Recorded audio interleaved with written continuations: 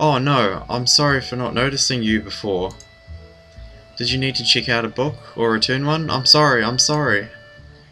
The way she can so quickly shift between moods is a little unsettling. He's with me, Yuko. This is Hisao, a new student. Hisao, this is Yuko, the school librarian. Pleased to meet you. Hisao, right, Hisao. Pleased to meet you too, Hisao. For a second she visibly attempts to engrave the name on her mind so she won't forget. Yuko often arranges to import foreign books in Braille for me. Would you like to tell Hisao a little something about the library? Lily's innocent suggestion is met with an expression of abject terror. Please Lily, I don't know what he could be interested in. This is too much responsibility. How's it any responsibility at all? I don't get. But her objection is so sincere I don't doubt for a second that she would rather disembowel herself on the spot than tell me where the light novels are. But, so there are a lot of books in Braille here? I attempt to save the day by asking the first thing that pops into my head. It seems to work at least partially, as Yuko seems to not exactly relax, but at least look slightly less tense. Well, I think about a third or a fourth of Yamaku's libraries is either in Braille or audio. Makes sense given all the blind students that'd be here. If it's only that, how come this library is so big in the first place? Well, we get a lot of new books regularly because the library is adequately endowed. That's probably why. I spend more on new books than on my salary, and then I have to organise and shelve them all of them.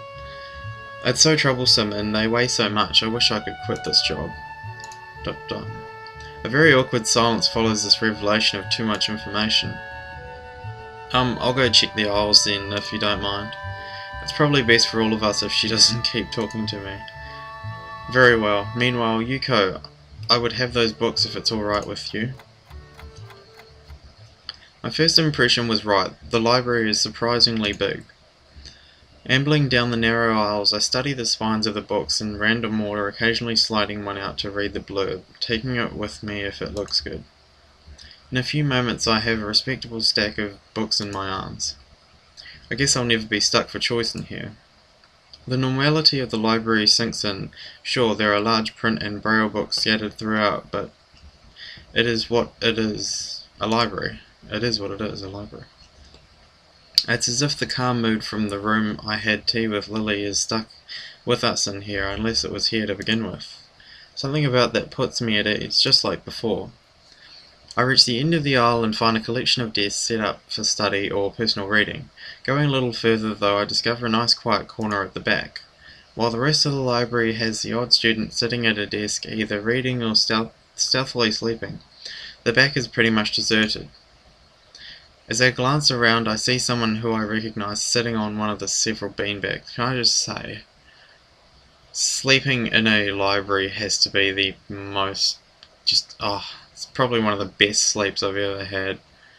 I mean, not that you're actually supposed to do it, especially the school library, but it's so comfortable. I don't know. It's the dark-haired girl from my class, the one who snuck out of the classroom earlier. She's reading a book, keeping it close to her face, which makes her look like she's really into it. From the way she was acting today, I had her pegged as more of a delinquent than a bookworm. In fact, her mysterious disappearance from the class raises all sorts of whys in my head. Intrigue floats slowly but surely towards the surface, and before I know it I'm walking towards a mysterious long-haired girl. I guess there's no harm in introducing myself as I would with anyone else. She's a classmate after all. Walking over to another beanbag, I take a seat and lay my books beside it. The girl starts looking scaredly up at me from underneath her fringe. This is the first time I've seen her this close. Underneath her long, dense bangs, I can see that part of her face, at least a third if not half, is pretty badly scarred.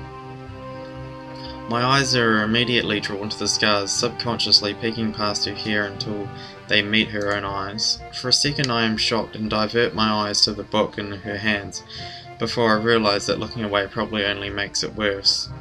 Have you ever had that in real life? Like just something out of the ordinary and you look at the person and then you realise that you're looking at their that whatever's wrong, and then you look back at something else to sort of divert your eyes looking at it, and then you look back at them and you can tell that that they've seen you, you know, looking at it, and it just makes you feel like shit. Wait, did I read that? It takes too many seconds to collect myself and I remember what I walked up to her for. I'm sorry, I didn't mean to startle you. It's okay. The girl certainly doesn't look like it's okay, but I let it slide. So, do you mind if I sit here? She seems to be very uncertain whether it's okay or not for me to sit, but finally she nods just a little. Okay. I take the seat next to her and she hides herself behind her book. Life of Pi. Never heard of it. So, sorry again for startling you. I'm Hisao. She looks up from her book, stalling a little before replying. I know. We are in the same class. Her speech is stilted and so quiet that it's barely audible even in the still library. Somehow I think that my delinquent impression of her was wrong. Hanako. I'm Hanako. I resist the urge to say that's a nice name, just to have something to say, but really it's the only thing that I can think of. I feel like an idiot. Everyone here must be used to being different to each other, and here I am being all bothered and fussed about that kind of thing. Don't let me interrupt your reading. I'll just check these books if you don't mind. She nods a little and sighs a little sigh of relief. So I try to read the covers and the introductions of the books I picked up, and she buries her face in her book. Uncomfortable silence consumes us. My eyes still wander to her direction, and I sneak peeks at her flowing hair and the scars it's hiding. After a while I realize that she's doing the same, and only pretending to immerse in Life of Pi. Her gaze is not inquisitive at all, though. It darts around like a scared rabbit. When our gazes finally meet, the chain reaction is unstoppable. She stands up forcefully from the beanbag and takes a deep breath. I've got to go do something! Without warning, Hanako takes off and runs towards the counter. Her hair-like takeoff catches me so off guard that I don't manage to go after her until she has a good head start. By the time I reach the counter, she is nowhere to be seen. Lily and Yuko are happily chatting away. Knowing that I won't be able to catch Hanako myself, I approach the girls. Hey, did you notice a girl run past here? Maybe. What did she look like? Long, dark hair, kinda shy. She had, well, some scars on her face. You wouldn't be talking about Hanako, would you? Yeah, that's her. I saw her reading and tried to talk to her, but I think I scared her off or something. Oh dear. Yuko, would you excuse me? I'd better try and find her. Sure, I'll just hold on to these until you come back. What's going on? I'm sorry, but I'll have to explain it to you some other time. Right, I'll see you later then. Lily hastily grabs her cane and hurries out of the library, leaving me alone with Yuko. I don't think I'll ever get the hang of this place. Did I do something wrong? What did you do? Nothing. I was just looking for some books and then she got this fit and ran off. The most offending thing I can think of was that I might have looked at her general direction a few times. Well, she is a very timid girl. You have to be very careful around her. She can be very jumpy, I think, and she's not accustomed to talking with other people. Isn't that a bit strange? I wonder. It's just how she is, I think. Yuko doesn't sound all that convincing. Then again, maybe this is just the norm around here. Everyone has their own problems, or else they wouldn't be here. But how should I deal with these people? Forcing myself to act overly casually only makes me feel phony. Like I was supposed to be ignoring the elephant in the room. Yuko fidgets, looking like she wants to say something to that, but resists it. I think it's an elephant only if you feel that way. I guess she doesn't have a good sense of self-restraint. It makes me smile and she blushes heavily. What? Did that sound stupid? Oops. No, it sounded really wise. I guess you're right. It's more about me than anyone else. Neither of us has anything to add, so Yuko fills the silence by shuffling some papers around. People who have papers on their desks really like doing that.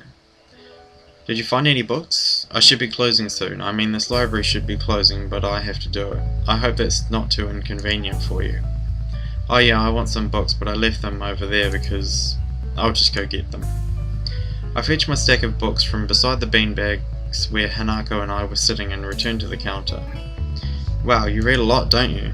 I surprised myself with that too, honestly. At least I think I really think about it. I had a lot of free time earlier this year, so I just kind of started reading books to fill that time. I couldn't do much else. I see. But she doesn't say anything else and just checks out my books for me.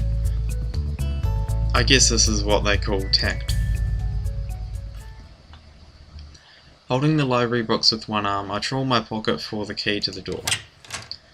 A sudden sound from behind startles me, making me nearly drop the books I'm carrying or the key that I almost managed to get into the lock. Who is it? I turn around to see who is talking to me. It's Kenji. Oh, damn it. He seems to be in a friendly mood, although the light glinting off his glasses in the dark gives him a sinister look. It's just me. This makes him pause and lick his lips nervously. Who is me? I don't know anyone called me. Are you some new guy again? His voice is suddenly strained and quick. Yes, but we've met before, yesterday. I don't think so. I would remember someone who I met only yesterday. When was that? What day is it today? I try to ignore him. Is he joking or what? Prove that we've met before. You live across the hall. You're Kenji. Oh! Kenji jumps back, his eyes filled with an uncomprehending fear. How do you know my name? Damn, this can only mean one of two things. Either we have met and you're telling the truth and I just can't remember it, or you're a spy. He pauses. A psychic spy. His eyes dart around me trying to peek into my room, although it's hard to believe he can't see anything through those thick glasses. He can see anything. His mood swung from friendly to manic in less than a minute. I'm not psychic. How do I know that? I'm not a mind reader. Kenji points a finger in my face damningly. Unlike you! Stop that, man. We met yesterday. What's wrong with you? I live in this room. Lies. If you think you can pass as Hisao because I'm legally blind, you are sorely mistaken. You don't even look like him. I mean, the resemblance is real slim. Maybe at a distance, but who do you think you're kidding? I want to grab him by the shoulders and shake him, exasperated. I rub my eyes and let out a heavy sigh. Stay there. Not too close, Kenji. Kenji comes closer, one careful step at a time. I stay still, lest he assault me physically, although I doubt he could do much damage even if he did. Oh wait, I see it now. Damn, it really is you. Sighing again,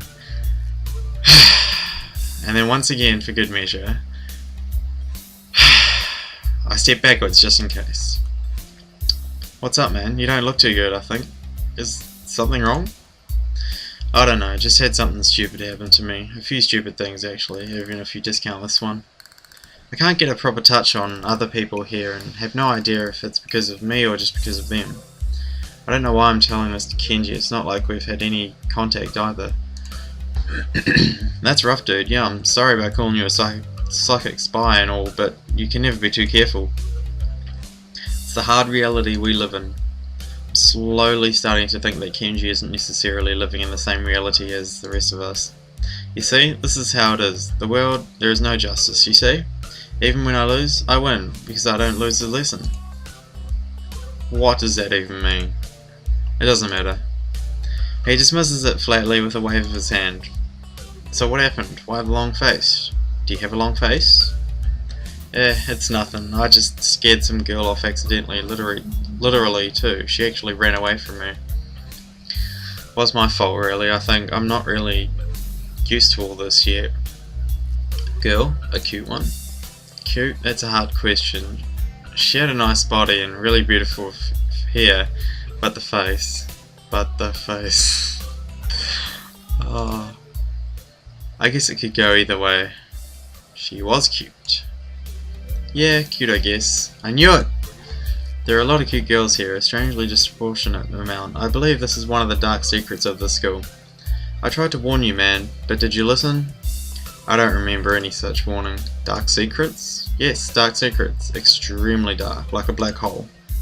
Have you noticed that the number of girls in this school is slightly but significantly higher than the number of boys? It's like 60-40.